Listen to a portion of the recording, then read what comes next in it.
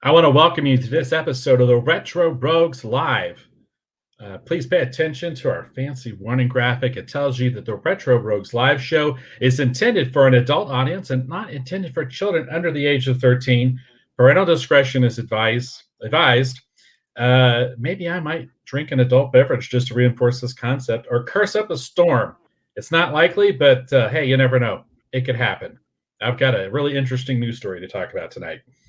I want to welcome you to the show. My name is Dave Beatty. I am one of your hosts. I've been a professional illustrator and graphic designer for nearly 30 years. Worked on a lot of fun things some people have heard of, such as Batman Incorporated, Justice League of America, X-Men, whatever. Anyhow, enough about that. I want to welcome back my co-host. This is Mr. Eric Alexander. Eric, please tell the folks either watching or listening at home some of the fun things you've done as a creative professional. Hello, everyone. I am Eric Alexander, also known as Base God 14. That's not Bass God, that's Base God 14. And I am the co-host of the Retro Rogues Live show. I am also the chief financial officer of Bad Bob Productions, which is a small production company in Arizona. And recently, I was featured on the Starfleet Underground podcast, and then also on Orville Nation. I was on Orville Nation's YouTube channel on Thursday discussing our main topic today. I was discussing Picard. So I wanted to give shout outs to both of those shows, that Starfleet Underground podcast, and then also Orville Nation, which is a good friend of the show and has been one of our biggest supporters since we started doing this. And we do have a special guest today. Alec, can you introduce yourself to everybody? Hello, everyone. My name is Alec, and I am really, really excited to be on the show for the first time.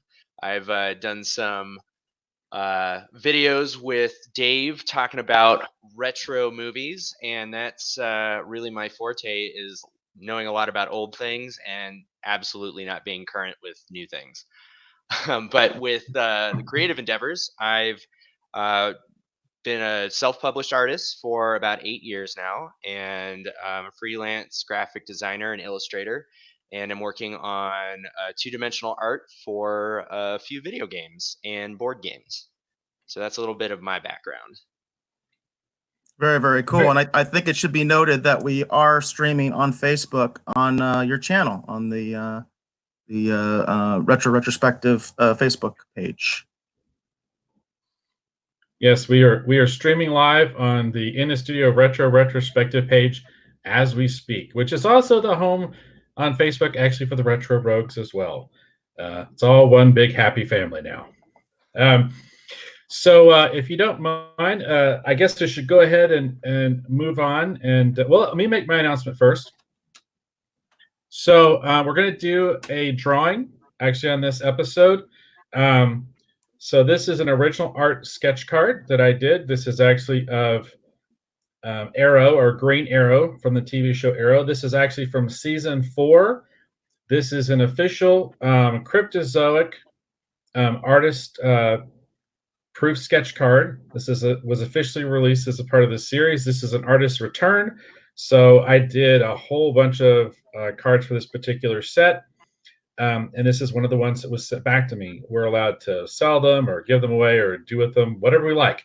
So in this particular episode, if you comment on the live show, you're going to be entered into a drawing for the chance to actually win this particular card. Shipping only in the United States, please. But we'd love for everyone to comment about our various show topics, whether it's pop culture news, whether it's about our streaming war topics for tonight, or obviously our main topic, which is going to be the Picard show.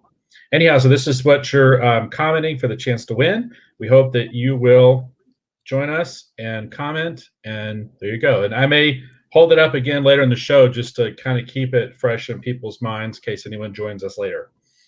So, cool. All right. So as always, we start the show with pop culture news. Yeah, there you go. So we started with pop culture news. So in our pop culture news segment, I don't have anything for this particular episode. Eric, do you have anything for pop culture news? Yeah, I've got 2 stories for you. I'm going to start out. Both of these stories are actually a little bit, I don't know, a little bit controversial, maybe even a little bit on the harsh side for some fans and stuff like that. So I'm just going to go right into it. So this is a BuzzFeed News article. All right. This is about the new Space Force logo. Trump tweeted out a new Space Force logo, and it's basically a copy of Star Trek Starfleet symbol. Now, before I get into that, I wanted to kind of back it up a little bit because when this announcement came out, I was actually on Twitter and I was actually, watching things. I think I was actually editing some of our videos on YouTube is what I was doing. And I saw this come out, and the very first thing that happened was that people were confused about the fact that Space Force is part of the Department of the Air Force. And the thing that kind of got me about that is if you're not familiar with the Marine Corps or the Coast Guard, well, shame on you, because the Marine Corps is part of the Department of the Navy and the Coast Guard is part of Homeland Security. And yes, they are considered separate branches of the military, despite the fact that they operate under somebody else's bureaucracy. And that's basically what's happening with Space Force, is that they're going to be part of the Department of the Air Force, very similar to the way that the Marines operate. And also very similar to the Air Force's own history, because the Air Force itself used to be the Army Air Corps, and then it became its own branch. So a little history for you guys. Now let's get into the actual visuals, because we have a visual show here. And this is kind of interesting. This article is actually a little bit of clickbait, because they kind of start out very controversial, Space Force logo, and it's basically a copy of Star Trek Starfleet symbol. And they show the symbol. This is the new Space Force logo right there. And then they kind of show the side by side, and they do very striking resemblance, do they not, Dave? They do. So there's no doubt about it. There's a huge resemblance between the Space Force logo and the Starfleet Command logo. Alec, had you heard about this at all? Oh yeah, no, I was super confused because I actually went to apply for Starfleet and then was really disappointed when it was called Space Force. That sounds like some sort of like knockoff toy brand for There you Starfleet. go. So yeah, I was a little disappointed, but it absolutely looks like the Starfleet symbol. So a lot of people were having fun with this, but a lot of people were also very confused by this. And there was a comment even by Mr. Takei where he said, we're expecting some royalties from this. But if we go down here, and this is why I say this article is clickbait, it's actually a good article because it shows you this is what the U.S. Space Command logo used to look like. It's almost exactly the same, isn't it? Yeah. Yeah. So that's the old Air Force Space Command logo that was designed in 1982.